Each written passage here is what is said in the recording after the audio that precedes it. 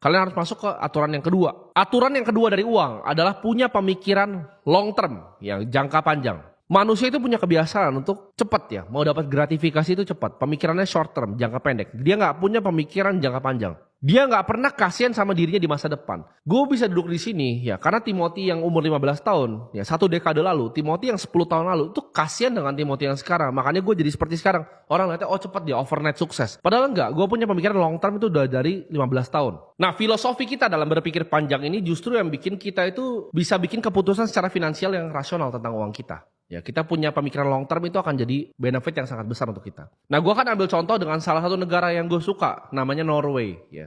Jadi kalau kalian tahu, Norway itu dulu bukanlah negara yang kaya, tapi sekarang merupakan salah satu negara paling kaya di dunia. Kenapa? Karena 1969, Norway itu ketemu minyak.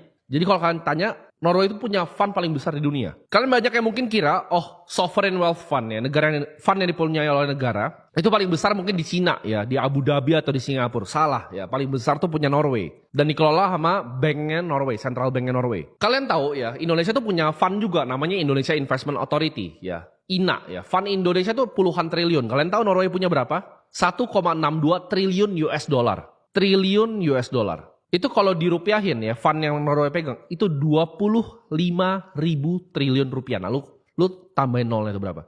25.000 triliun rupiah. Norway itu sovereign wealth fund nomor 1 paling besar di dunia. Ya, di atas jauh dari Abu Dhabi, dari Arab punya. Gimana cara dia achieve seperti itu? Karena dia punya pemikiran long term. Di saat 1969 dia ketemu minyak, dia tahu bahwa minyak ini akan habis. Jadi karena dia mau jaga warganya, yang dilakukan Norway adalah dia ciptakan SWF ini. Fund ini diciptakan ya.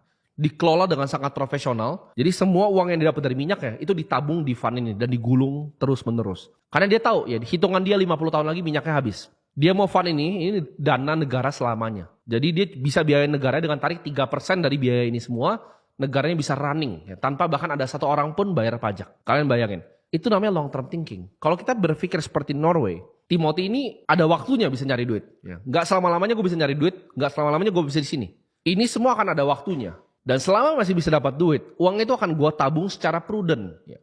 Gue akan save my money. Gue akan simpan uang gue untuk long term. Jadi ketika kalian kesampingkan jangka pendek dan pikir jangka panjang, kalian kasihan sama diri kalian di masa depan. Sama kayak Norway kasihan sama rakyatnya. Ya.